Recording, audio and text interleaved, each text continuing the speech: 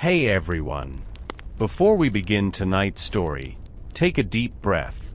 Feel the air around you. Maybe it's warm, maybe it's cool, and imagine the sharp, clean wind of the far north brushing against your skin. Tell me, where are you listening from?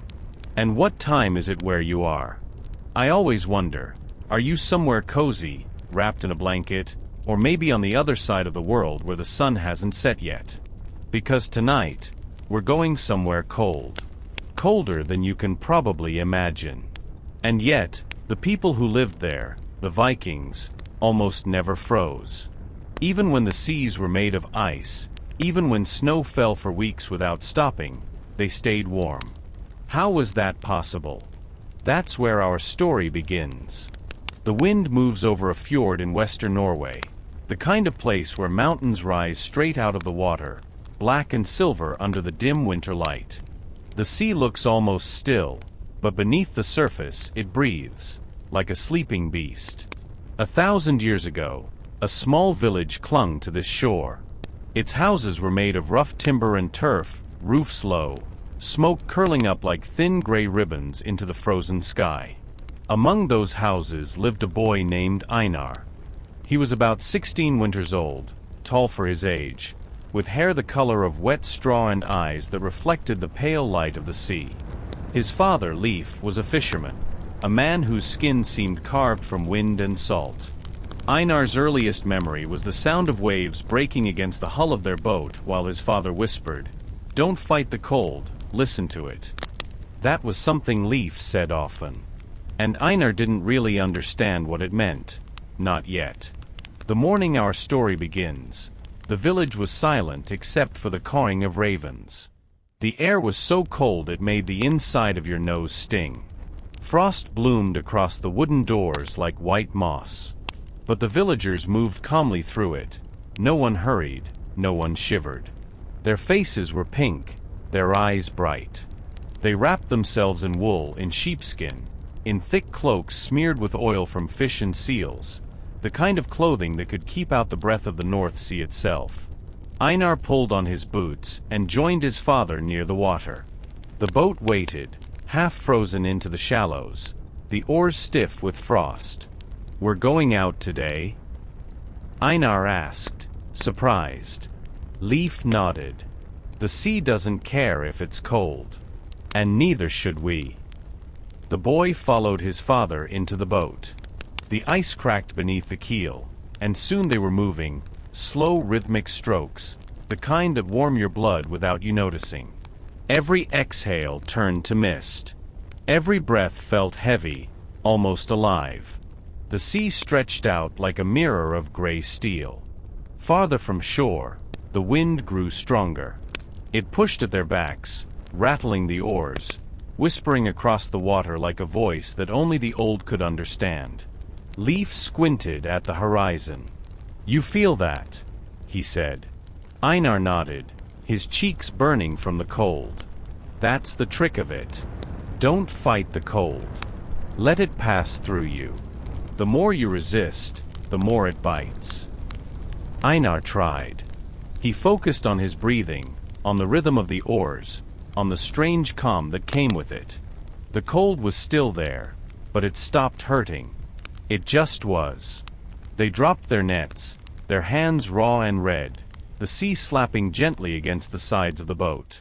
In that moment, the world felt endless. Just the sound of the wind, the crackle of ice, and the steady pull of the net rising from the deep. When the fish came up, silver and wriggling, Leif laughed. "See? Even the sea gives when you treat it like a friend." By the time they returned to the village, the light had already begun to fade. Winter days were short here, sometimes only a few hours of gray-blue glow. The villagers worked in silence, moving from the boats to the smokehouses, where fish hung like pale ribbons drying in the heat. The smell was strong but familiar, smoke, salt, sea. Inside their hut, Einar's mother was mending a wool tunic near the fire. She smiled faintly when they entered. "You smell like the fjord," she said. "That means we're alive," Leif answered. Einar sat near the fire, feeling the warmth creep back into his hands. He noticed how his father never seemed to thaw, not really. Even inside, Leif looked like he belonged outside, under the frozen sky. There was something in his eyes, a stillness, a kind of peace that came only to those who had made their peace with the cold. And that night, before Einar fell asleep, he thought about what his father had said. That maybe the cold wasn't an enemy. Maybe it was something else, something ancient, waiting to be understood. Outside, the wind howled across the fjord. But inside the small wooden house, the fire burned low and steady. The family slept while snow whispered against the roof. And somewhere in the distance, beyond the mountains, a faint green shimmer moved across the night sky, the beginning of something Einar would one day remember for the rest of his life. The sea always changed its voice before a storm. That morning, it sounded different. Not angry, just heavier, like something vast turning in its sleep. The air itself felt alive, sharp and full of the taste of salt. The villagers knew that sound. They paused in their work, listening. Even the ravens grew quiet. Einar stood by the water with a bundle of nets at his feet. He could see his father already loading the boat, his movements steady as ever. "It's coming," Einar said, glancing at the clouds rolling over the mountains like dark fur. Leif didn't look up. Then we go now, before it arrives." It was always that way, no waiting, no fear. The sea was part of their lives, and the cold too. You didn't fight it. You learned its moods. You learned when it was warning you and when it was just testing your courage. Einar followed, the wind tugging at his cloak. They pushed the boat into the surf, the sound of ice breaking under the oars echoing like cracking glass. The horizon was a thin, cold line. Seabirds turned and fled toward the cliffs. They rowed hard, muscles warming quickly under layers of wool and fur. The cold didn't vanish, but it shifted, from something painful to something almost welcome, something that sharpened the mind. The rhythm of rowing, the hiss of water, the soft grunt of effort, all of it blended into one steady heartbeat. Leif began to hum under his breath, an old song, not really a melody, just a pattern of sounds. "It keeps your lungs awake," he said. "Breath is the first fire." Einar copied him, breathing through his nose, letting the sound fill his chest. And strange as it was, it worked. The warmth began to spread. By midday, the sky was the color of iron. The wind came down from the mountains in sudden bursts, and each gust carried flakes of snow that melted as soon as they touched the sea. The first waves rose, slow and deliberate, like ancient beasts testing their strength. Leif's eyes narrowed.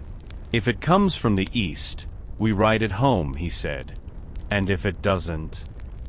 Einar asked. "Then we hold our ground." They dropped the nets again, the ropes stiff from frost. The sea's surface looked almost metallic now, flashing silver, black, and gray. Every few minutes, a gust would rip across the water and steal Einar's breath away. Yet his father never flinched. His hands, bare and scarred, moved calmly through the cold, as if the ice didn't touch him at all. Einar tried to mimic him, to let the cold move through him, not into him. But the wind found every weakness. It slid down his neck, bit through his sleeves, burned his cheeks. He gritted his teeth, pulling the net, the cords cutting into his palms. And then the first real wave hit. It was taller than the boat, lifting them up in one great heave before dropping them again with a heavy, hollow crash. Einar's stomach lurched. Water spilled over the side, freezing instantly in the bottom of the boat. His father laughed, a low, rough laugh that sounded more like thunder than joy. "This is the north wind," Leif shouted. "She tests the young every year. If she likes you, she lets you live." Einar wasn't sure whether to laugh or curse. He just held on, his muscles burning, his breath coming in fast clouds. Another wave. Another. The rhythm changed. The boat became part of the storm, rising and falling with the sea's breath. His father's words echoed in his head. Don't fight the cold. Listen to it. And so he did. He let the fear drain out, replaced by focus, by the sound of the wind, the creak of wood, the salt in the air. His heart slowed. The cold was still there, but it no longer felt like an enemy. It felt like a teacher. Hours passed before the storm began to fade. The sky lightened again, not bright but softer, tinted with pale gold as the hidden sun fought its way through the clouds. The waves calmed, and the air smelled of wet wood and seaweed. Leif leaned on his oar, his face shining with sea spray. You did well, he said quietly. Einar exhaled, his shoulders trembling from exhaustion. I thought we'd die. Leif smiled. Then you've learned something important, that death and cold are not the same thing. One ends the fire, the other keeps it burning. They made their way back toward the fjord. The cliffs loomed high above them, streaked with ice and shadow. Smoke rose from the village, thin, soft threads that looked almost fragile against the sky. When they reached the shore, villagers were already gathering, pulling boats higher onto the sand. No one looked surprised to see them return. The north wind came for everyone, and everyone returned from it changed, or not at all. That night, Einar lay awake beside the hearth. His hands ached, but his mind was restless, alive. The storm still echoed in his chest, not as fear but as something deeper, respect, maybe even gratitude. He understood now why his father laughed in the middle of the cold. It wasn't madness. It was freedom. Outside, the storm had passed. The sky cleared to a deep black, filled with stars that seemed close enough to touch. And somewhere in the dark, the north wind sighed across the water again, gentler this time, almost like a voice saying, "You're learning." The storm was gone, but its memory clung to everything. The boat still dripped, the air still hummed with the taste of salt and wind. Even the village dogs were quiet, lying close to the fires as if the world itself was tired. Einar woke before dawn. The house was dim and blue, the hearth only a faint glow. His fingers were swollen from the ropes, his knuckles scraped raw. When he sat up, the smell of smoke and wool wrapped around him like another blanket. His mother was already awake, seated beside the fire, working a piece of leather in her hands. She didn't look up when he moved. "Did the north wind treat you well?" she asked, her voice calm. Einar smiled faintly. "She tried to take me." "Good," his mother said. "Then you met her properly." That was how they spoke of the cold, not as a force to fight, but as a person to meet. The north wind had a name in the old tongue, Vinderkona, the wind woman, a spirit who danced between the mountains and the sea. To fear her meant to live in misery. To respect her meant to survive. Leif was outside already, scraping ice from the boat's hull. His breath rose in soft white clouds. When Einar joined him, his father handed him a bundle of cloth. "Here," he said. "Your mother finished this before the storm." It was a tunic, thick but surprisingly light. The wool felt coarse at first touch, but warm, as if it remembered the heat of the sheep that had once worn it. The seams were lined with fine stitches of leather, and the inside was soft, almost oily. Einar turned it over in his hands. "It smells like fish." Leif grinned. "That's the trick. The oil keeps out the water. The smell fades, the warmth doesn't." He explained how the villagers made their clothes. Wool spun from hardy northern sheep, soaked in lanolin, layered beneath tunics of seal leather or reindeer hide. Everything was treated with oil, smoke, and sometimes even fish fat. The result was ugly, heavy, and almost indestructible. "That's why we don't freeze," Leif said. "Not because of magic. Because we prepare." Einar pulled the tunic over his head. It was warm immediately, the fibers trapping his breath, holding it close. He could feel the difference, how each layer worked like bark around a tree, keeping life inside even when the world outside turned to ice. Later that morning, the women gathered near the longhouse to spin wool. Their hands moved in a rhythm older than memory. Twist, pull, wrap, breathe. The sound was soft and constant, like rain. Einar sat nearby, repairing a net, but he listened. They talked of the storm, of fish, of neighbors, and between their words, the old stories came out, as they always did when the work was long. "Scotty is pleased this winter," one woman said. "Of course she is," another replied. "She walks the mountains in her silver boots. She loves the storm more than the sun.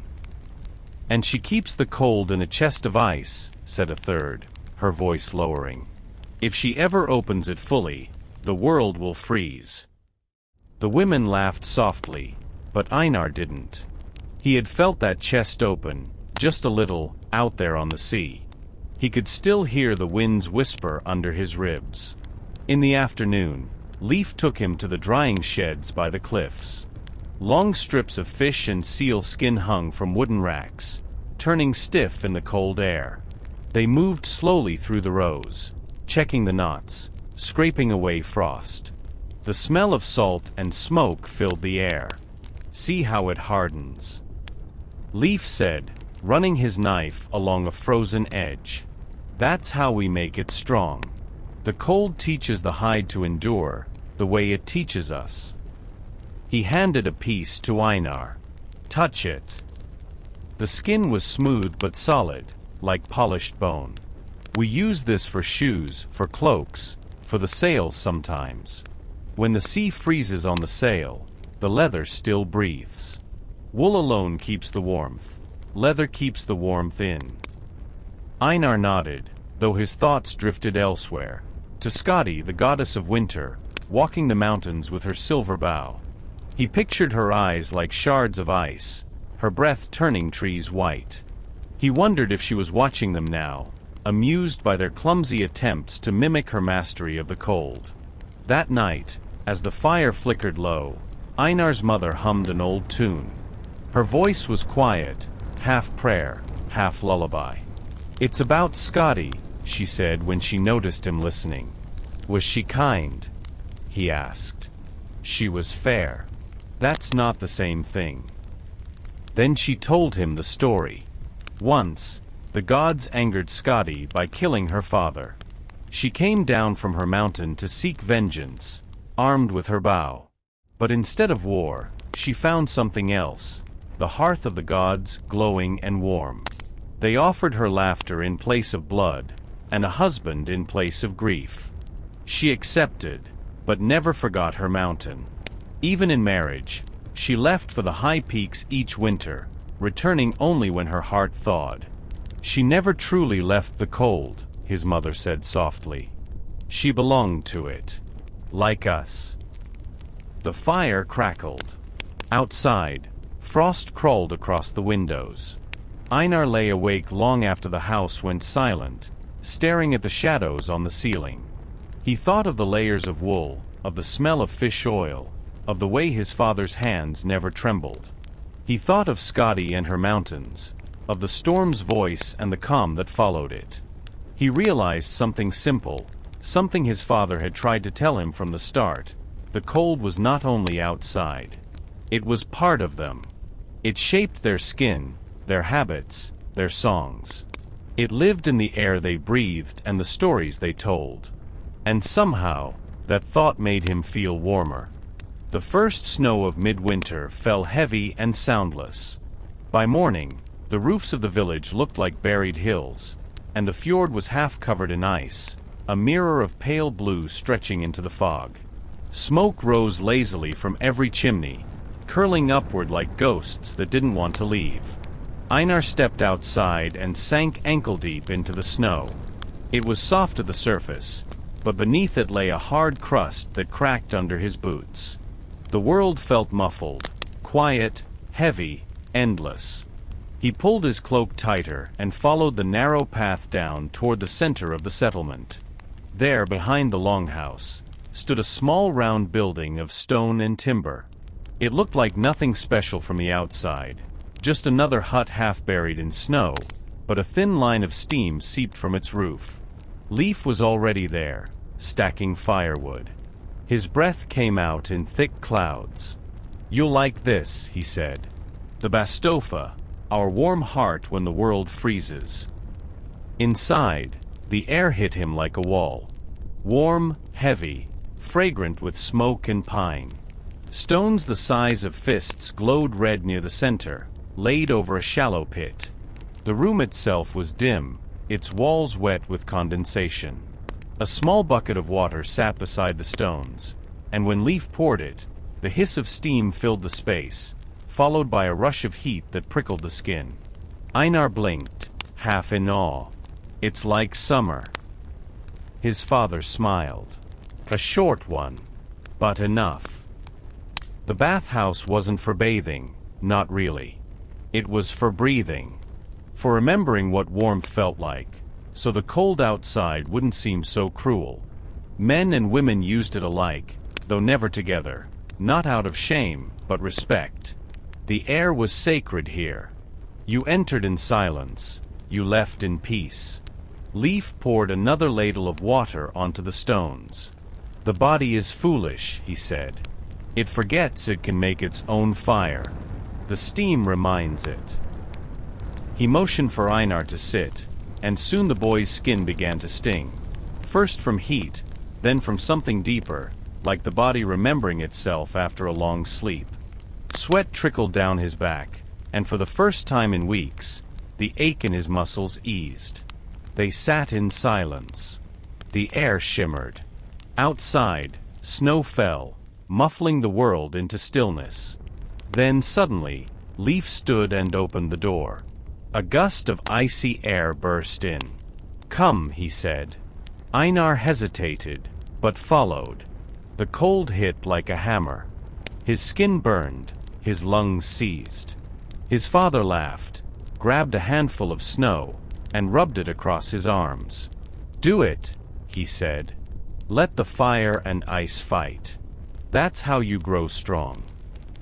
Einar gasped, shivering violently, but then, as before, something strange happened. The pain passed. The shock faded, and in its place came clarity. The snow didn't feel cruel anymore. It felt clean.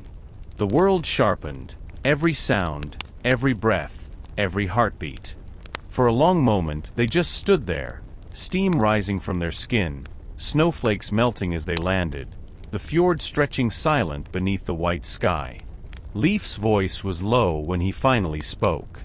"You see? Heat and cold aren't enemies. They're brothers. Each one needs the other." Later, after dressing again, they sat by the small fire inside the hut, sharing dried fish and water thickened with honey. The glow of the stones pulsed like a heartbeat. Einar could feel warmth deep inside him, not just in his body but somewhere smaller, quieter, a steady center he hadn't known he possessed. Leif stared into the steam. "There was a man once," he said, "old as the mountains, who swore the secret of life was to walk between the elements. He built his house over a hot spring and slept with his head in the snow. When he died, they say his skin was cold as stone, but his heart was still warm." Einar smiled faintly. "Is that true?" Leif shrugged. "Truth and story share a roof here. You'll learn that." That night, when Einar returned home, his mother touched his forehead. "You're warm," she said, surprised. "I was in the bathhouse," he answered. She nodded knowingly. "Then you'll sleep well." He did. For the first time since the storm, he slept without dreams of wind or waves. Only quiet. Only warmth. Outside, snow continued to fall, endlessly gently, covering the tracks between the huts, the boats, even the bathhouse itself. But beneath that white silence, the fires still glowed. Steam curled through the cracks in the roofs, rising into the frozen night like breath from the sleeping earth. In the days that followed, Einar found himself thinking about what his father had said, about heat and cold being brothers. It made sense in ways he couldn't quite explain. Maybe the Vikings had survived not because they were stronger, but because they understood that warmth wasn't a gift, it was a balance. You didn't chase it. You created it, even in the heart of winter. And so when he stepped outside the next morning, and the cold bit at his cheeks, he didn't pull his cloak tighter. He just smiled. The snow glittered like a sea of stars, and the air, though freezing, felt alive, like it was watching him, waiting for him to take another breath. By late winter, the snow had thinned. The sun still hung low, pale and distant, but its light lasted a little longer each day. The air smelled faintly of salt again, and the fjord began to whisper, the ice cracking, shifting, dreaming of open water. That was when the men gathered by the shore to build. Einar followed his father down the narrow path toward the clearing near the water. There, half buried in snow, lay the skeleton of something enormous, ribs of oak rising from the ground like the bones of a sleeping beast. Tools lay scattered, adzes, draw knives, chisels dark with use. The sound of steel on wood echoed in the cold air, rhythmic and slow.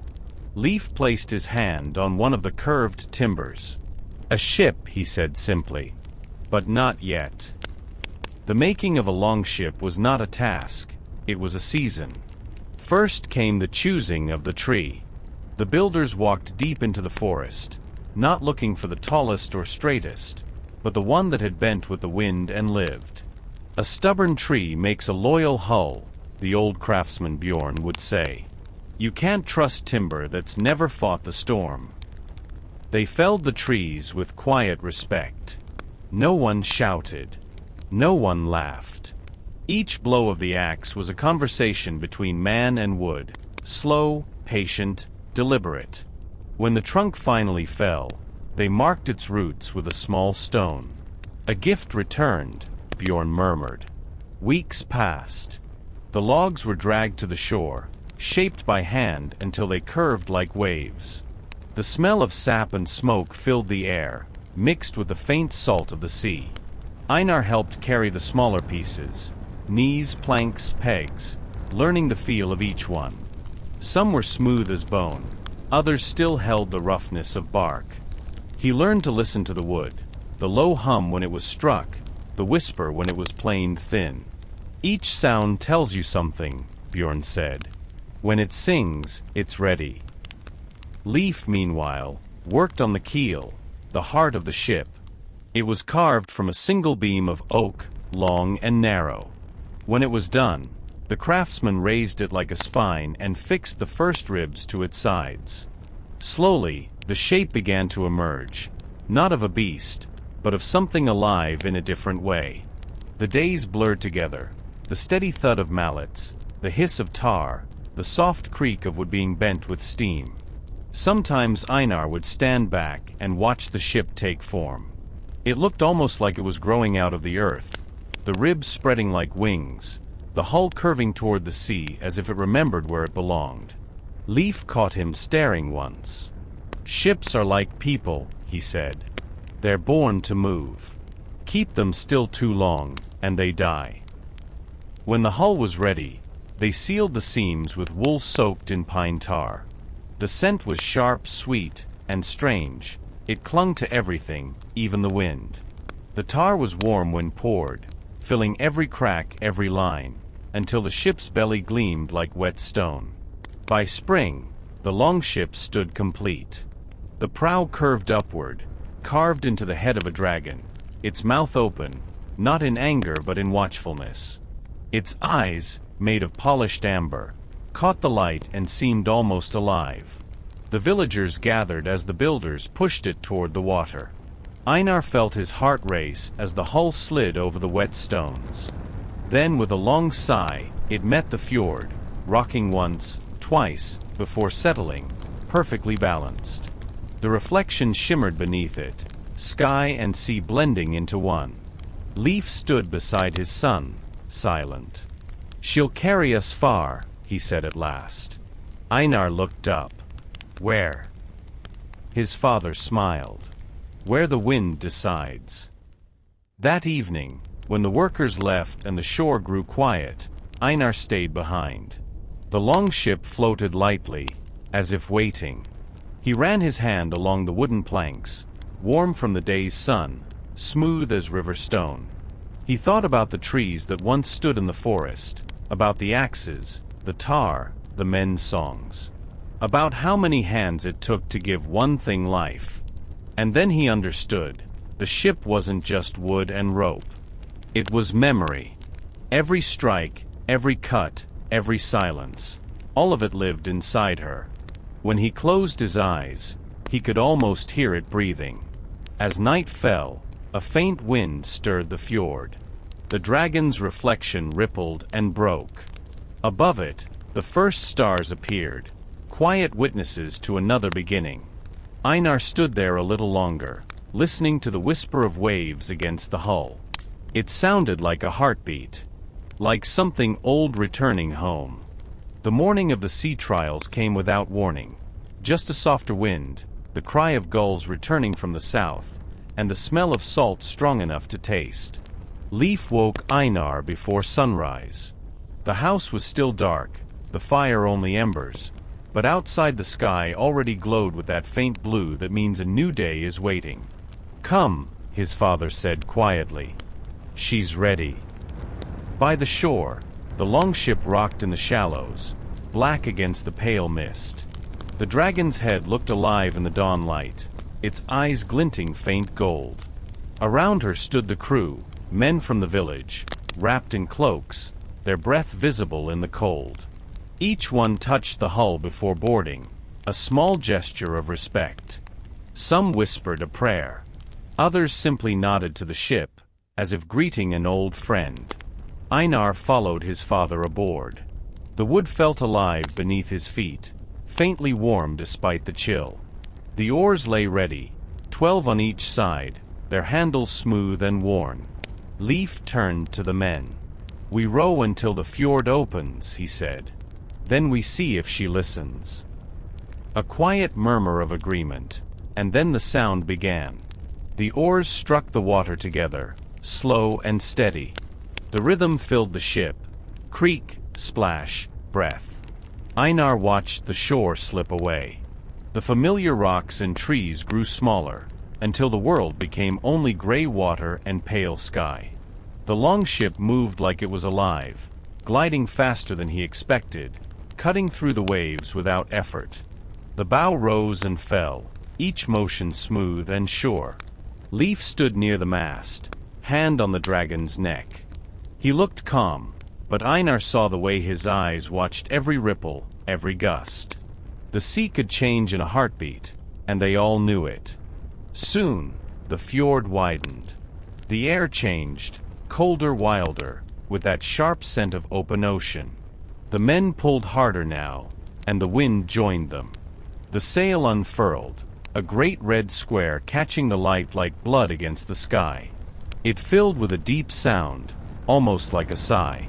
And suddenly, the ship leapt forward. The oars were pulled in, water streaming off them like silver threads. The longship cut through the waves, faster now, the prow lifting over swells and dropping with a low rolling thud. The sea spoke in a new voice, not gentle, not cruel, just vast. Einar gripped the rail, heart pounding. He wasn't afraid exactly, it was something different. Like standing on the edge of something ancient, something that remembered every soul that ever touched it. Then came the cold. Not just the chill of air, but the bite of sea wind that found every gap in his clothing. His fingers went numb, his breath came in small clouds. Yet, somehow, he didn't shiver.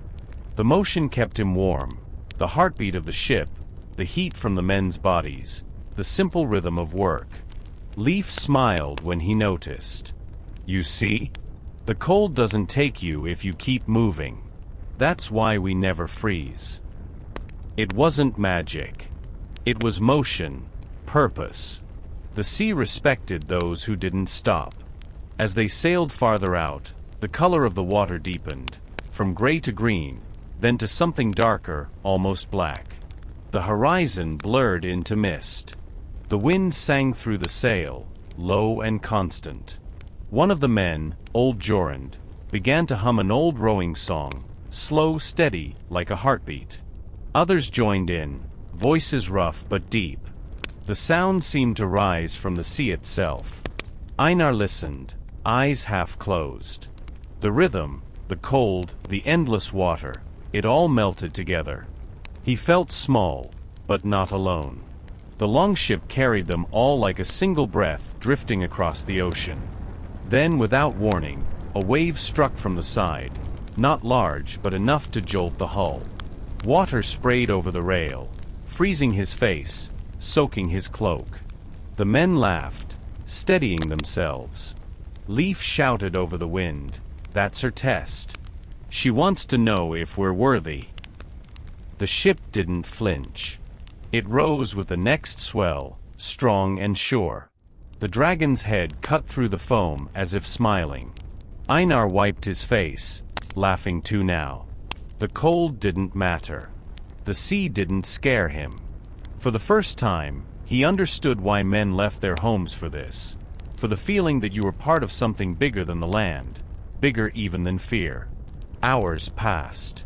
The sun climbed, then faded behind a pale haze. Finally, Leif gave the order to turn back. The sail was lowered, the oars set once more, and the ship began to glide homeward, the fjord's cliffs rising slowly in the distance. When they reached the shallows again, the water was calmer, the light softer. The longship slid onto the shore like a seal returning to rest. The men climbed out, stamping their feet, laughing quietly. Leif looked up at the mountains. "She listens," he said, nodding to the ship. "She'll take us wherever we ask, as long as we respect her." That night, Einar lay awake listening to the sound of the waves outside. The sea still whispered, steady and calm. He thought of the wind, the spray, the song, and how alive he had felt. The cold, he realized, wasn't the enemy. It was the price of belonging. And in that thought, there was warmth. By the time the longship was pulled ashore and covered with tarpaulin for the night, the village had already begun to prepare the feast. The air filled with the smell of roasted meat, honey, and pine smoke. Torches flickered along the path to the hall, and the laughter of men carried on the cold wind. Einar followed his father through the growing crowd. Fishermen, hunters, woodcutters, their faces red from the cold, their hands calloused and strong. The hall doors stood open, spilling golden light into the night. Inside, fire roared in the long hearth, and shadows danced along the carved beams overhead. The new ship had proven herself. That meant something. That meant hope. The feast began with silence. Leif, as master of the ship, stood before the fire holding a horn filled with mead. He looked around the hall, his eyes resting briefly on every man who had worked on the vessel, the builders, the oarsmen, even the boys who had fetched water and wood. "To the sea," he said at last. His voice was calm, but it carried through the hall. "She tests us, she feeds us, she humbles us. May she take only what she must." He lifted the horn, then poured a few drops of mead into the fire. The flames hissed, sending up a thin thread of smoke.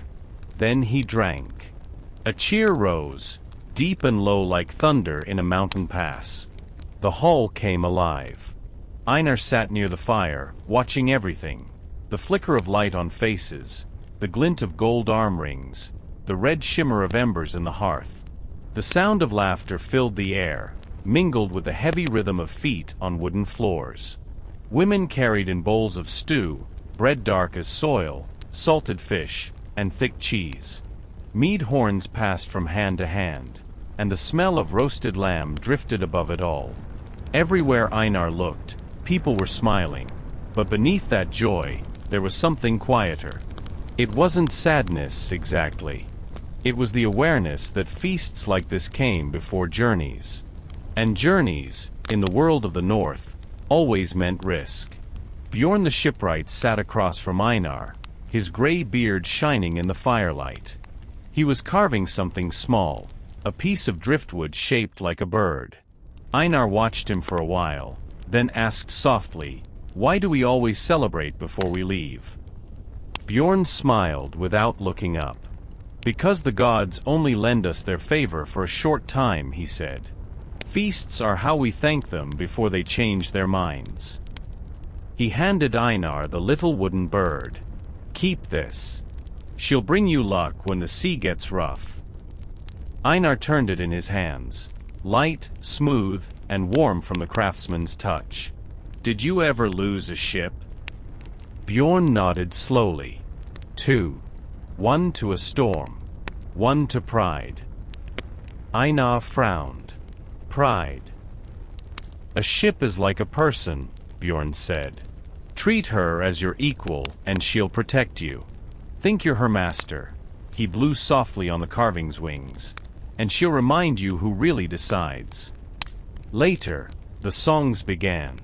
They started as chants, deep and steady, but soon grew into stories sung in rhythm, voices echoing off the walls.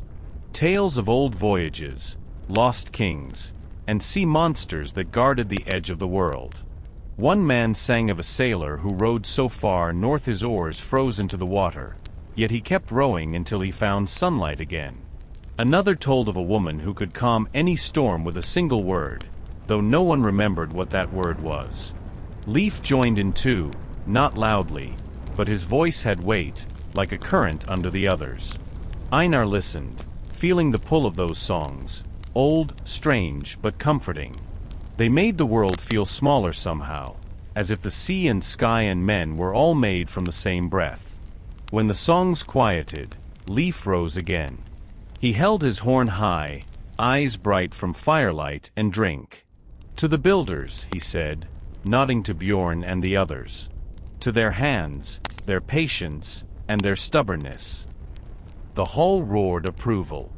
He waited for the noise to fade, then added, more softly, "And to those who will sail her, may they return with full hearts and stories worth the telling." Einar caught the faint hesitation in his father's voice. Leif had sailed many times, and seen many not return. That was the truth no feast could drown. Later that night, when most of the guests had stumbled home, the hall grew quiet. The fire burned low, throwing red shadows across the benches. Einar and his father sat side by side, watching the embers. Leif finally spoke, his tone softer than the crackle of the fire. "You know, when I was your age, I thought the sea was endless. I thought it never cared about me, only about the storms it wanted to make." He paused. "But the older I get, the more I think it listens. Not kindly, not cruelly, just listens. Like it remembers everything we ever say to it." Einar looked into the flames. "What do you say to it, then?" Leif smiled faintly. "Nothing, boy. I've learned to keep my words for the land." They sat there in silence, listening to the sea outside, faint but steady, the slow breathing of the world beyond the walls. When Einar finally lay down to sleep, the sound of the feast still echoed in his head, laughter, song, the hum of life. But underneath it all, there was something else, the distant murmur of waves against the shore. He thought about Bjorn's carving, warm in his hand, and about what his father had said, that the sea listens. He wondered what it had heard tonight. The morning after the feast, the village felt different. The fire pit still smoked, the ground was littered with bones and burnt wood, and the air smelled faintly of honey and ash. But beneath the quiet hum of waking life, there was something else, awaiting. Einar felt it the moment he stepped outside. The gulls circled low over the water, their cries sharp in the cold air. The fjord looked restless, pale ripples running against the shore. Even the dogs seemed uneasy, pacing the edge of the settlement. The sea was calling again. He found his father by the ship, already checking the ropes. Leif's breath came in small clouds as he moved with practiced care, fingers tracing the edges of each knot. The longship sat in the shallows, half covered in frost, her dragon head gleaming faintly under the thin light. Einar watched for a while before asking, "When do we leave?" Leif didn't look up. "When the wind changes." That was all he said. But his tone made it clear, soon. The news spread quietly through the village. No one needed to say much. The builders came to inspect the hull one last time. The women began to pack provisions: dried fish, bread, smoked meat, barrels of water and ale. Children ran to fetch tools and ropes.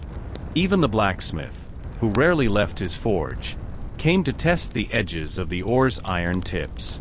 No one called it preparation. They just called it work. Because if you gave a name to what was coming, it might start to feel too real. That evening, Einar and his father sat by the water again. The sky was a deep iron gray, streaked with fading light. Across the fjord, snow still clung to the cliffs, glowing faintly in the dusk. "Where will we go?" Einar asked. Leif's eyes stayed on the horizon. "West first. Then wherever the sea allows. There are villages beyond the fjord, places we've traded with before. And maybe farther." Einar nodded slowly. He'd never been beyond the cliffs. To him, the world ended where the sea met the sky. The thought of crossing that invisible line made his chest tighten, part fear, part wonder.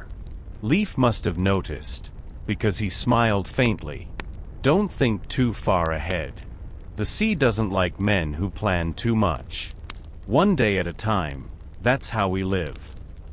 In the following days, the village changed its rhythm. The forge burned day and night. Men mended sails, checked shields, sharpened axes that might never need to be swung. Women prepared woolen cloaks, stitching small symbols into the hems, spirals for safety, circles for return. Einar helped Bjorn the shipwright repair a crack near the stern, though it was barely visible. Bjorn said it was more for peace of mind than for strength. "Ships are like people," he reminded Einar again. "They like to be looked after before they go." One evening, the wind shifted. It came from the northwest, cold, dry, and strong. It carried with it the smell of far-off pine forests and something else. Something that felt like distance. Leif stood outside the hall, watching the trees bend slightly. He didn't smile, but his eyes hardened with certainty. "Tomorrow," he said quietly. Einar heard it like a drumbeat in his chest. Tomorrow. That night, sleep refused to come. The sound of the wind filled the house, pressing against the walls like a restless spirit. Einar lay awake, listening to it. Every gust made the roof creak. Every pause felt too long. He thought of the longship waiting on the shore, her dragon head facing the dark water, her belly empty, ready. He thought of the stories told at the feast, of sailors who never came back, of storms that could swallow the horizon. But then he remembered the sea trial, the wind in his face, the rhythm of the oars, the way the ship had felt alive beneath his feet. And he smiled in the dark. The fear didn't vanish, it simply became part of the excitement. Before dawn, the first horn sounded. Low, deep, rolling through the valley like thunder. The sound woke the entire village. Fires were rekindled, doors opened, and shadows moved through the mist. Einar stepped outside. The world looked washed in silver, frost on every branch, mist on the water, the faint glow of torches along the shore. The longship waited there, half shrouded in fog, like something carved from a dream. The men were already gathering, cloaked, armed, silent. Each carried something small, a token, a charm, a fragment of home. Leif stood by the prow, speaking quietly with Bjorn. The old shipwright's face was unreadable, proud perhaps, but also heavy with something like sorrow. When Einar approached, Bjorn gave him a firm pat on the shoulder. "Remember the bird," he said simply. "She'll know the way." The last thing Einar saw before stepping aboard was the line of villagers on the shore. Wives, children, elders, all standing in the pale morning light. No one waved. They didn't have to. Because in this land, waving meant goodbye. And no one ever said goodbye to the sea. The longship drifted from the shore, the oars dipping in perfect rhythm. The mist thickened, swallowing the village, the cliffs, even the mountains. Soon, only water remained, endless and gray. Einar turned once, trying to see the land. But it was already gone. Leif stood at the prow, eyes fixed on the horizon. He didn't speak, but Einar didn't need him to. The silence said enough. The voyage had begun. The fog held them in its soft embrace for hours. Einar could barely see the cliffs, the shoreline, even the rising sun. The longship moved silently, gliding through silver-gray water that seemed to stretch into infinity. The oars dipped with measured precision, their sound faint against the whisper of the waves. It was beautiful and unsettling all at once. The water reflected the fog like a mirror that refused to speak. The horizon didn't exist, only the endless gray, broken occasionally by a shadow of a gull or a distant swell. The crew spoke little. It wasn't fear exactly. It was attentiveness, a deep, quiet alertness that the sea demanded. Every glance at the water, every shift of wind, every crack of wood beneath their feet mattered. Einar tried to listen to the whispers of the fjord as if they held secrets. Sometimes he thought he could hear voices beneath the surface, faint, indistinct, almost like singing. "Do you hear that?" he whispered to Leif. Leif didn't answer at first. He merely kept his eyes forward, scanning the mist. Finally, he said, "It's the sea speaking. She tells us things if we listen carefully, but only if we're patient."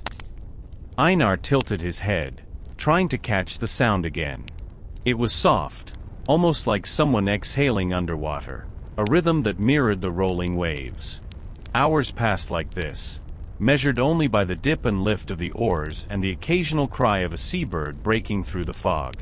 Einar began to feel a strange calm settle in his chest. The wind was cold, but steady. The longship responded to every push and pull, every command whispered by Leif or murmured to the sail. He realized he was no longer thinking about the land left behind. The village, the fjord, even the bathhouse, all felt distant. Only the ship, the crew, and the endless whispering sea remained. Midday brought a shift in the fog. Shapes began to appear on the water, small dark forms that moved just beneath the surface. The men tensed, but Leif simply nodded. "Seal," he said. "Nothing more. She watches as we pass." Einar watched the creatures glide beneath the hull, silver scales catching the faint light, then vanishing. It was mesmerizing, almost hypnotic. The oars slowed slightly as the crew became absorbed in the movement beneath them. "Everything under this sea is older than our village," Leif said quietly. "Older than the mountains. Sometimes, it reminds us we are small. Sometimes, it teaches us to respect it." Einar felt that respect settle deep inside him, alongside a strange thrill. The sea was calm now, almost too calm, but he remembered his father's words from the feast: "The sea listens." By late afternoon, the fog began to lift, leaving pale water beneath pale sky. The longship rose and fell over gentle swells, each movement measured, patient. Shadows appeared briefly on the surface, fins, ripples, the faint suggestion of something larger. Einar's heart raced, but not in fear. It was curiosity, awe, a feeling that there were mysteries to honor, not to conquer. Leif adjusted the sail. "Keep your eyes and ears open," he said. "The sea doesn't reveal her lessons all at once." Some take hours, some take days. The crew nodded silently. Each man knew the meaning of patience. Each had learned from storms, ice, and wind that even silence could carry danger. As night approached, the first stars appeared, faint and scattered, barely visible through the thinning mist. The longship continued steadily, guided by oars, sail, and subtle currents that only Leif seemed to notice fully. Einar crouched low on the deck, gazing at the dark water. The whispers beneath the waves were still there, softer now, like a lullaby. Not threatening, not urgent, merely observing, reminding him that the sea had its own rhythm. He felt a strange sense of belonging. The cold no longer felt harsh. The fog no longer felt like isolation. Everything, the ship, the water, the whispers, belonged together. And in that realization, Einar understood the first quiet truth of the voyage. To survive, he didn't have to conquer the sea. He only had to move with it. Night deepened. The ship glided across silvered water, carrying its passengers farther from home, deeper into unknown seas. The whispering continued, a steady murmur beneath the hull, threading into dreams as Einar finally allowed himself to rest. The sea was listening, always listening, and now so was he. The morning began quietly, as if the sea itself had forgotten the crew existed. Mist clung to the horizon, the waves barely lifting under the pale sun. Einar could hear the distant cry of gulls and the faint slap of water against the hull. The longship glided through the open ocean with a rhythm that felt almost effortless. But the calm, as the elders had warned, never lasted long. By mid-morning, the sky began to change. Soft gray turned to a deeper slate, and the wind shifted subtly, brushing against the sail like a warning finger. The oarsmen noticed first, their muscles tensing as the air grew cooler, sharper. Einar shivered, not from cold but from anticipation, a sense that the sea was about to reveal herself fully. Leif stood at the prow, eyes narrowing, reading the waves as one might read an old manuscript. "Brace yourselves," he said quietly. His voice carried calm authority. "This is nothing we haven't seen, but it will test you." It started as a whisper, a swell that rose gradually beneath the hull, unnoticed at first. Then the wind joined, playful at first, tugging the sail, ruffling the waves, teasing the oarsmen. Einar felt the longship rise on a swell, then dip, then rise again. Each movement was deliberate, almost alive. He gripped the rail tightly, heart racing. The water began to hiss against the hull. Frosted spray whipped across the deck, stinging exposed skin. The oars dipped harder, the rhythm faster. The men's muscles burned, but their faces remained calm, focused. "Hold your breath," Leif said, "and let her lead." Minutes became hours. The sky darkened further, clouds rolling in like thick wool. Thunder rumbled faintly in the distance, low, distant, but certain. The wind rose, tugging at the sail, shaking the mast, bending the ship into the waves. Einar's body ached with cold and exertion, but strangely, he didn't feel helpless. The longship responded to every effort. Every oar pulled in unison, every rope tightened, every man moving as one. The ship heaved, water sprayed, and yet they moved forward, slicing through the churning gray. The dragon's head at the prow cut the waves like a blade.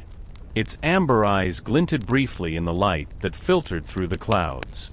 Einar imagined the carved creature alive, guiding them, breathing along with the wind. Leif's voice rose over the roar of the storm. "Steady. Keep your rhythm. Do not fight the wind, or it will fight you." Einar's muscles screamed as he pulled on his oar. The cold spray froze his hands almost instantly, but he didn't let go. He felt the oar respond, the water grip it, the boat answer. For the first time, he understood the lessons his father had tried to teach him in the bathhouse and the fjord. Warmth came not from hiding, but from motion and focus, from trusting the body and the ship and the rhythm of the world around you. The storm howled louder, but it was no longer threatening. It was a challenge, a conversation, a test of presence and endurance. Hours passed in this rhythm, wave after wave, gust after gust. The deck was slick with water, the spray freezing quickly in the cold air. The crew's faces were pale and drawn, but their eyes burned with concentration. Einar's arms shook, his chest burned, but he felt alive in a way he had never felt before. He noticed small things, how the rope sang when pulled tight, how the spray sparkled like silver under the dark clouds, how the longship seemed to bend just enough to rise over each wave. The sea was violent, but precise. Nothing wasted. At one point, a larger wave broke against the side, washing over Einar's legs. Water poured into his boots, but he only grinned.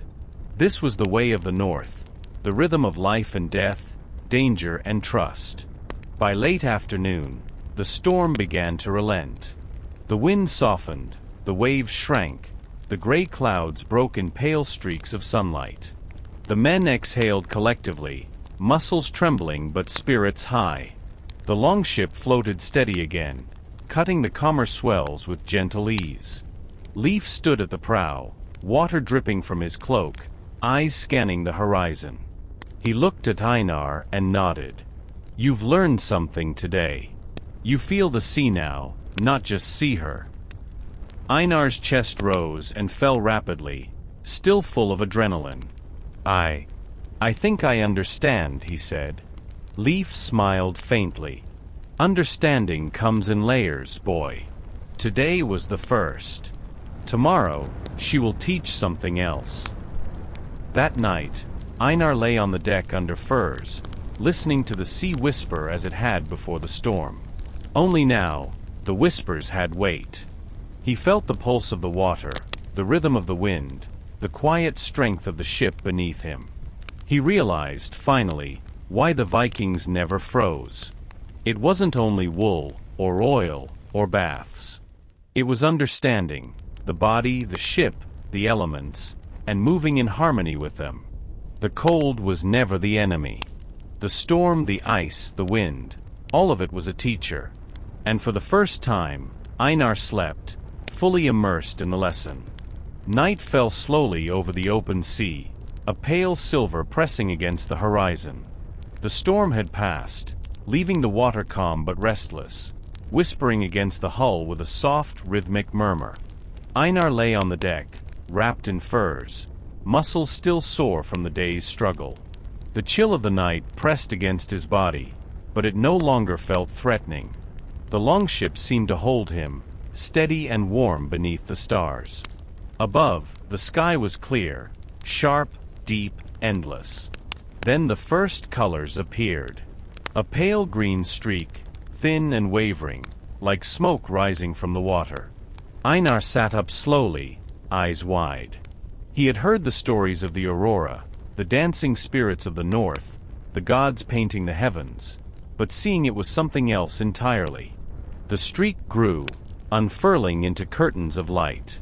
Green, pink, violet, colors shifting and twisting across the sky like silk caught in a hidden wind.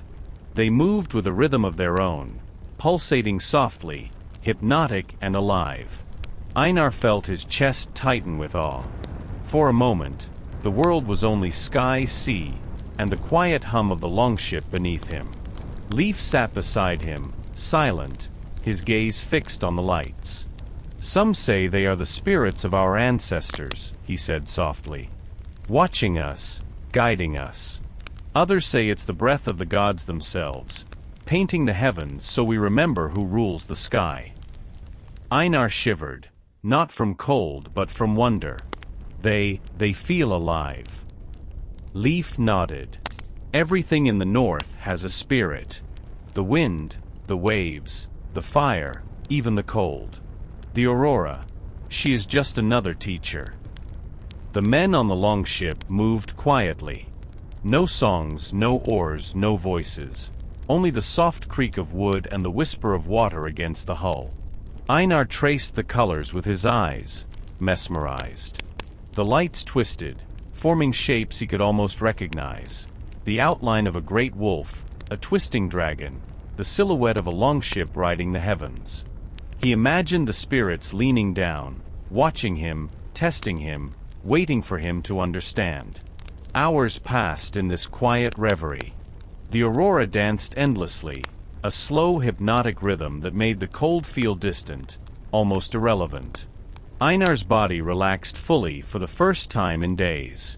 The storm, the oars, the wind, all became part of the memory, softened by this new light. Leif's voice broke the silence once more. Never forget this. When the sea is dark, when the wind bites, when you think you cannot go further, look up. She will remind you there is beauty in the cold, and that even the darkest nights carry light. Einar nodded. He felt it deep inside, the warmth of awe, the quiet fire of understanding. Later, he lay back on the furs again, eyes tracing the faint green and violet lines above. He thought about the storm, the first touch of open sea, the longship beneath him. And he realized something profound. The cold and the dark, the wind and the waves, the silence and the storm, they were never enemies. They were guides. They were teachers. And he, like every Viking before him, was learning to listen. The aurora shifted slowly, fading into the deep black of midnight. The stars blinked faintly, indifferent but steady. Einar let his eyes close, breathing in the rhythm of the ship, the whispering sea, and the infinite sky above. He would remember this moment forever, the quiet lesson of light in the darkness, the gift of beauty in the cold, and the infinite patience of the northern sky. The dawn came pale and quiet, a thin silver light stretching across the water. The storm and the aurora had passed, leaving the sea calm but restless, its surface broken by small dark shapes. Einar stood at the prow, leaning slightly forward to see what the oars could not. "What is that?" he whispered. Leif followed his gaze. "The floating forest," he said. "Seaweed, kelp, driftwood. Sometimes entire trees, carried by the currents. Looks like nothing at first, but the sea holds secrets." Einar's eyes widened. The water was dotted with dark, swaying forms, twisting and turning beneath the silver light. Some were long and thin, waving like dancers. Others were thick, knotted, and tangled, hiding shapes that could be anything: a seal, a drifted log, or perhaps something stranger. As they moved closer, the smell changed. A faint, salty sweetness, earthy and alive. Einar noticed small birds darting between the swaying kelp, and even tiny fish glinting in the shallows. The floating forest seemed alive, a hidden world that moved with the ocean's rhythm. Leif slowed the ship. "Watch the currents," he said. "She can catch the hull in unexpected ways. Not everything here wants to be seen or touched." Einar leaned over the side, mesmerized by the shifting green-brown shapes beneath the hull. He thought of the aurora and the storm, of the longship carrying him safely through wind and cold. Now he was learning to watch the quiet, subtle dangers of the sea, the ones that moved slowly, invisibly, yet could be just as unforgiving. Hours passed as they navigated the drifting forest. The longship rose and dipped over patches of thick kelp. Occasionally, an oar caught a strand, slowing the rhythm slightly, and the men laughed softly at the resistance. The ship didn't struggle, it flowed with the obstacles, bending around them, twisting just enough to pass through without harm. Einar realized the lesson here was different from the storm or the cold. This was patience, observation, understanding. The forest didn't roar, it whispered. It didn't threaten, it tested. Leif watched him closely. "Do you see?" he asked. "The sea teaches in many ways. Sometimes with fire, sometimes with wind, sometimes quietly, like this. If you rush, you get caught. If you move carefully, you pass unharmed." Einar nodded, tracing the twisting shapes beneath the hull. He noticed patterns, The way the kelp swayed with the current, the direction of tiny fish weaving in and out, the subtle signs of deeper water hidden by floating logs. Every detail mattered. A seal surfaced briefly, watching them with bright, curious eyes before diving again. Einar laughed softly. Even the animals seemed to follow the rhythm of the forest. As the day wore on, the floating forest thinned, revealing glimpses of open water. Einar felt a strange sense of relief, even as he realized the forest was not dangerous, not in the sense of the storm, but in its quiet, insistent lessons. He understood that the sea was full of life, full of small tests that sharpened the mind and body alike. The longship moved steadily forward, cutting through water that seemed almost magical, silvered in sunlight, swaying with hidden currents, alive in ways invisible from shore. Leaf spoke rarely, letting the forest speak to them instead. When he did, his voice was calm, deep, and patient, a guide without force. "Remember," he said, "the sea is never empty. Even the quietest waters carry lessons." Einar nodded again, feeling it in his chest. The longship, the crew, the water, the floating forest, all were connected. Movement, observation, understanding. That was the key. That was warmth, that was survival, that was life. As the sun dipped toward the horizon, the floating forest gave way entirely to open water. The crew exhaled softly, muscles relaxing, eyes scanning the endless gray expanse.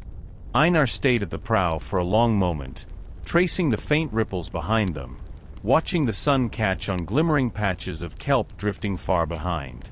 He thought about the storm, the aurora, the floating forest, and realized that each experience built on the last. The cold, the wind, the light, the hidden life, all were teachers. All were steps toward understanding the north, the sea, and the longship that carried them through it. That night, Einar fell asleep under firs again, listening to the faint sigh of the water against the hull. The sea had taught him another quiet truth. Not every danger shouts. Some whisper, and the wise learn to listen.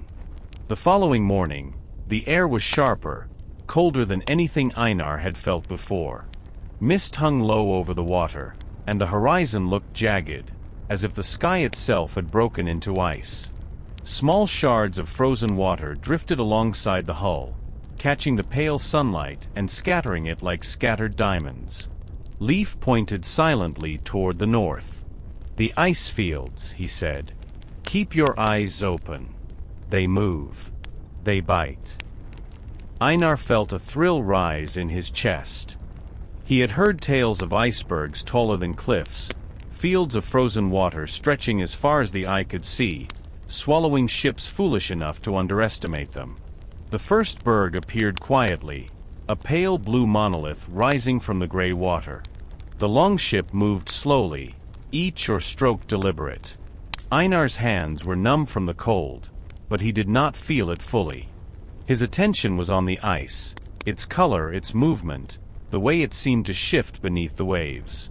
The crew worked in perfect rhythm. No one spoke unnecessarily.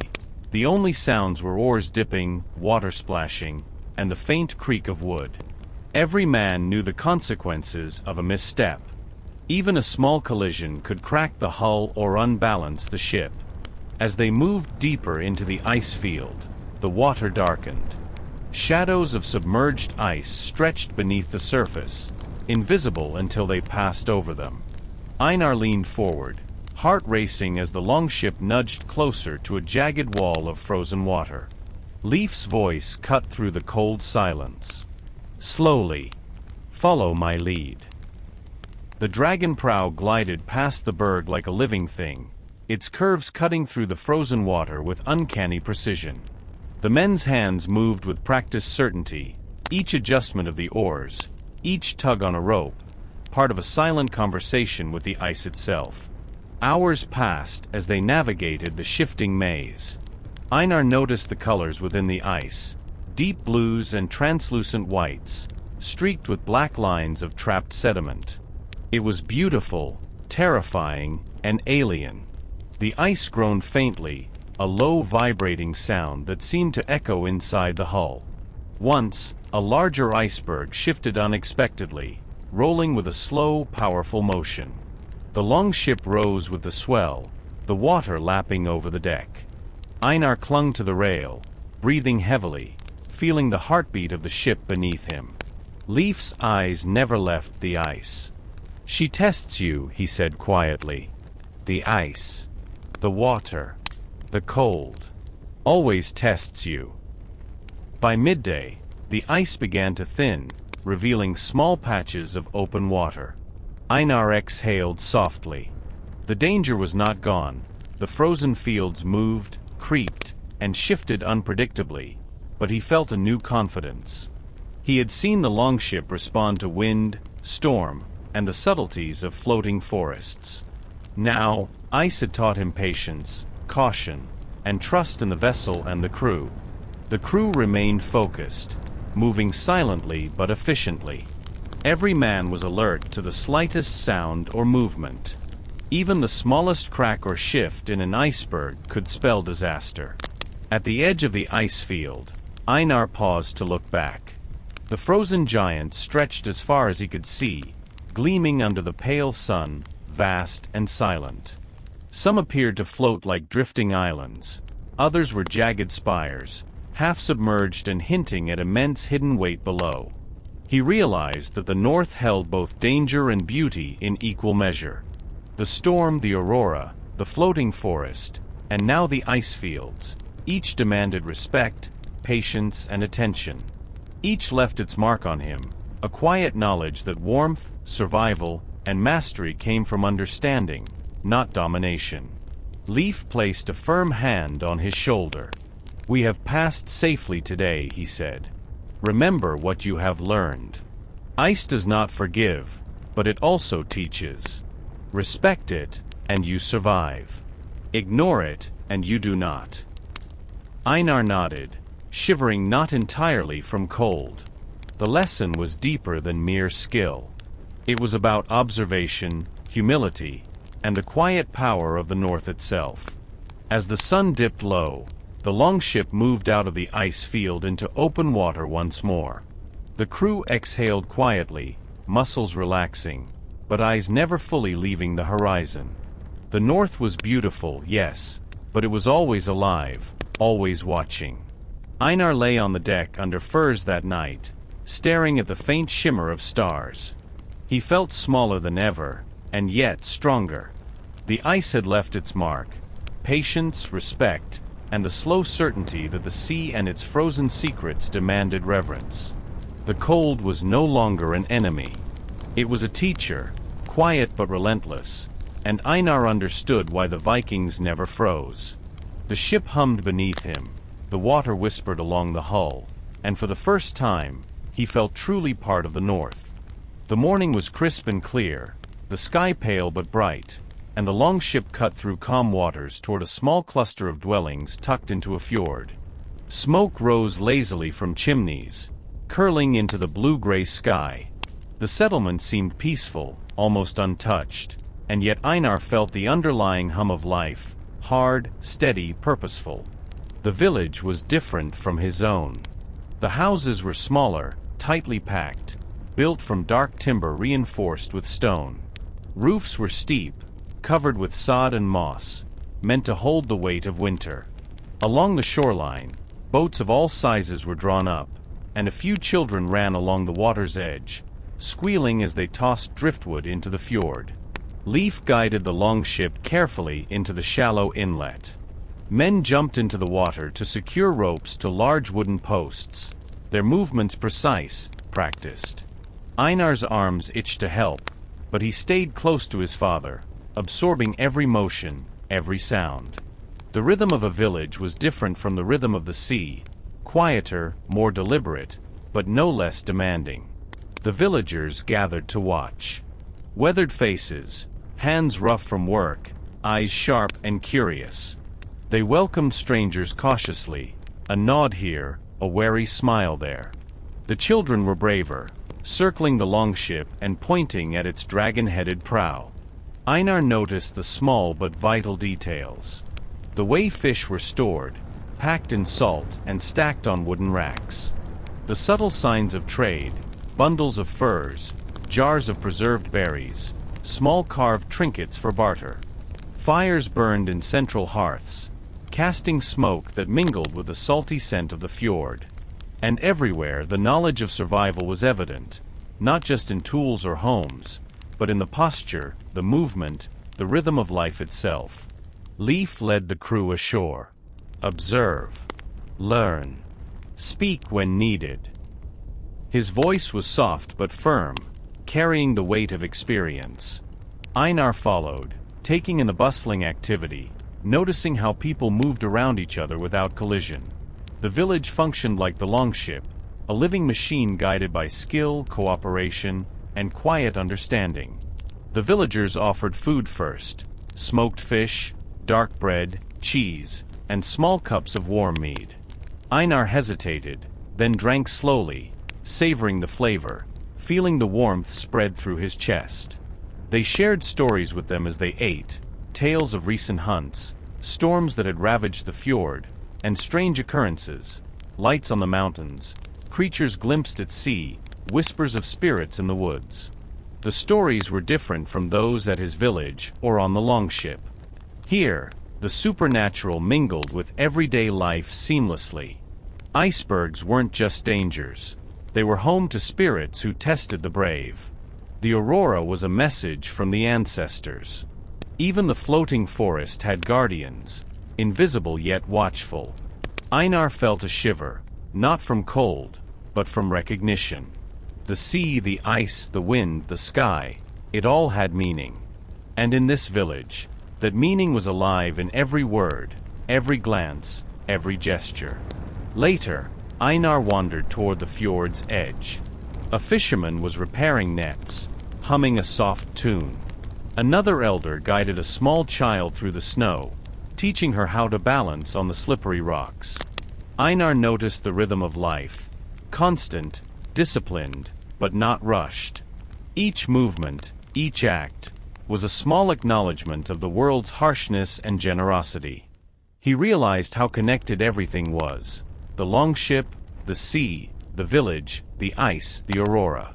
Survival wasn't just about strength or skill. It was about observation, patience, and respect. Each person in this fjord had learned to listen, to the water, to the wind, to the subtle cues that marked danger and opportunity alike. As night fell, Einar sat by a small fire outside one of the houses. He listened to the wind sigh through the fjord, carrying distant cries of seabirds and the faint murmur of waves. Smoke curled above the chimneys, blending with the stars.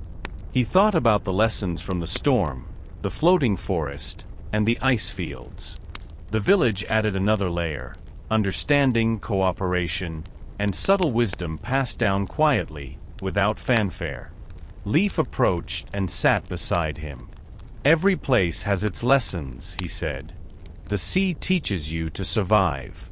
The storms teach you to endure. But villages, people, teach you how to live."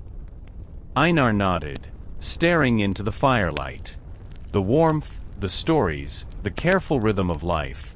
It was different from the longship, yet somehow connected. He understood now that the North was not just a place of cold and ice, but a living system of lessons, each part essential to the whole.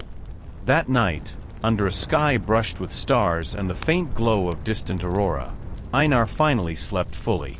He dreamt of icebergs, floating forests, dragon-headed longships, and villages nestled in fjords.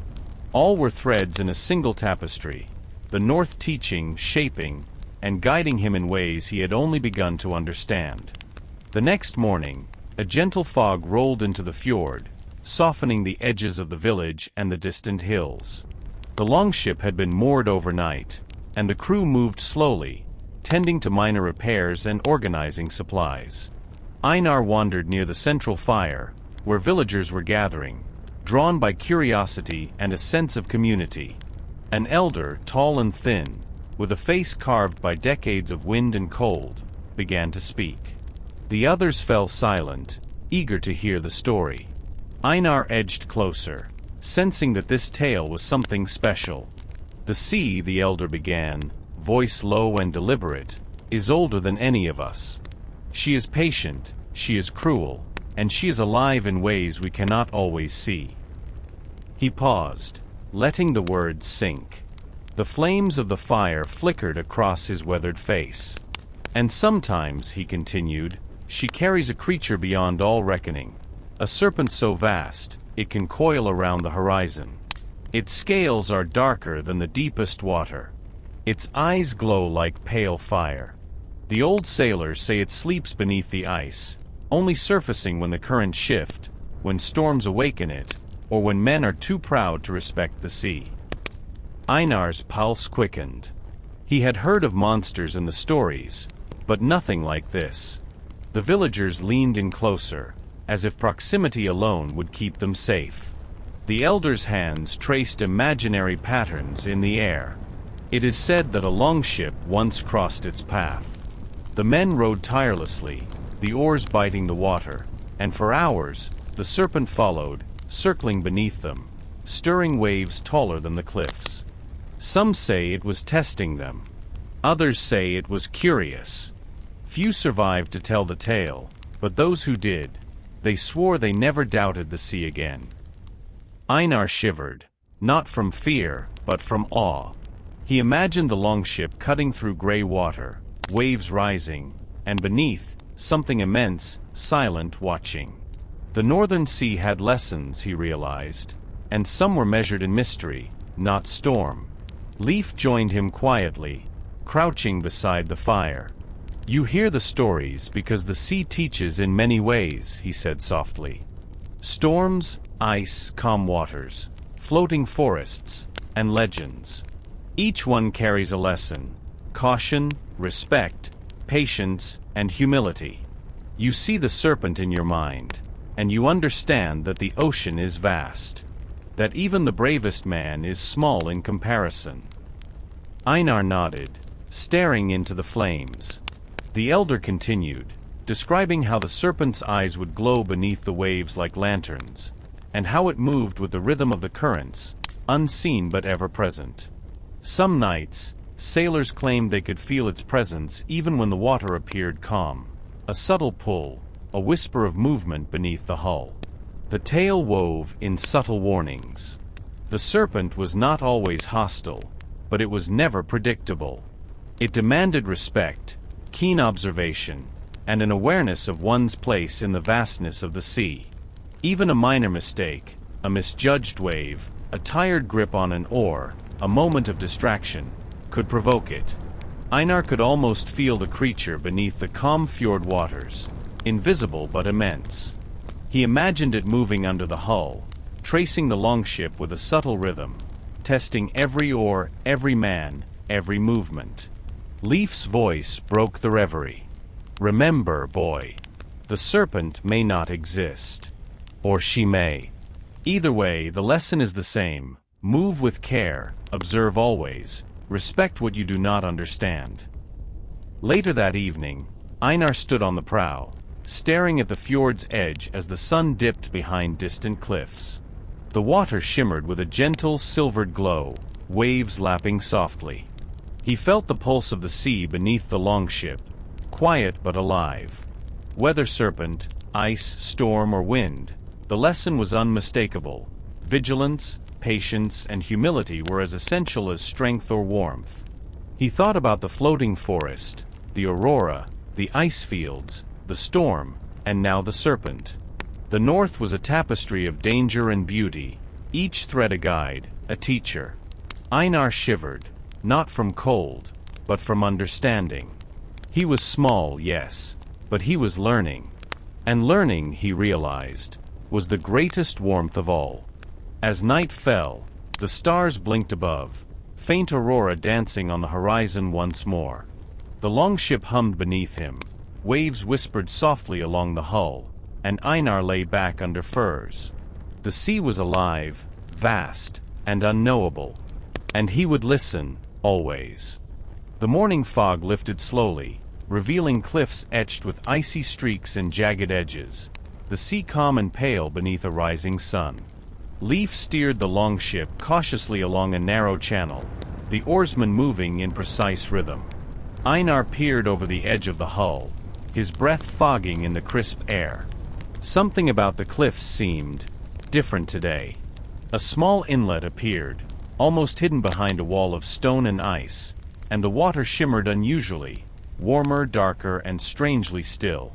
"Leif," Einar whispered, pointing toward the cove. "Why is the water like that?" Leif's eyes narrowed slightly, scanning the inlet. "Not everything in the north is as cold as it seems," he said quietly. "Some places hide warmth, if you know where to look. Keep your eyes open. The sea has secrets here." The longship slipped gently into the cove. The water was calm, almost glassy, reflecting the cliffs and faint patches of moss and lichen along their edges. Einar could see small fish darting beneath the surface, and even larger shapes moving slowly, cautiously, as though aware of the visitors. The air was warmer here, carrying the faint smell of fresh water mixing with salt, moss, and earth. The crew eased the ship close to shore, anchoring with practiced precision. Even the smallest movement was deliberate, a lesson in patience and observation. Einar climbed onto the deck quietly, taking in the scene. It was as if the cove had existed for centuries, untouched, waiting. Leif led Einar along a narrow path beside the cliffs. Small pools of warm water appeared, steam rising gently, giving the rocky area an almost magical aura. Bright green moss clung to the stone, and tiny flowers bloomed improbably in the cracks, delicate, vibrant against the harsh northern terrain. Birds darted overhead, calling softly, while seals basked on the rocks nearby, their eyes tracking the newcomers. "Look," Leif whispered. "Not everything in the north is hardship. Some places reward those who pay attention." Einar knelt beside one of the pools, dipping his fingers into the warm water. It was almost unbelievable, a natural warmth in a land dominated by ice and cold. For a moment, he let himself relax, feeling the tension of storms, ice fields, and floating forests melt away. The cove offered more than warmth. Hidden in the cliffs were small caves, their entrances veiled by moss and vines. Inside, the air was dry and calm, and tiny delicate fungi glowed faintly in the dim light. Einar imagined that if anyone had known of this place long ago, they might have used it as shelter during the harshest winters or a secret meeting spot for travelers and traders. The crew explored cautiously, moving slowly, listening. Even here, the sea was alive, subtle vibrations under the hull, distant echoes of the fjord, and the quiet murmur of hidden wildlife. Every sound was a reminder that the north was never truly still, even in its moments of beauty. By afternoon, Einar had wandered along the edges of the cove, discovering hidden inlets, small waterfalls cascading from the cliffs, and pools filled with strange, translucent fish. The sun broke through scattered clouds, glinting on the water and casting patterns across the cliffs. For the first time, he felt haunted by fear. Leif joined him again, standing silently beside the boy. "This cove is a gift," he said. "A reminder that life persists, even in harsh places. Not everything in the north is cold and unforgiving. Some parts offer warmth, rest, and lessons in wonder." Einar nodded, staring at the scene around him. He realized that survival wasn't just about enduring storms or ice. It was also about noticing the quiet miracles, hidden warmth, unexpected life, subtle beauty, and carrying that understanding forward. As night fell, the longship rested in the calm waters of the cove. Fires burned on the shore, and the crew ate quietly, sharing small stories of discoveries and lessons from the day. Einar wrapped himself in furs, listening to the gentle splash of water against the hull, the faint calls of seabirds settling in the cliffs, and the distant murmur of the fjord. He felt warmth deep in his chest, not just from the sheltered waters or the fire, but from understanding. The north was harsh, yes, but it was also alive, full of hidden gifts for those who learned to see, to listen, and to move with care. Einar closed his eyes, drifting into sleep under the stars and the gentle glow of the cove. The lessons of the storm, the aurora, the floating forest, the ice fields, the village, and now this hidden sanctuary all blended together. He felt part of it all, a small, aware, and learning thread in the vast living tapestry of the north.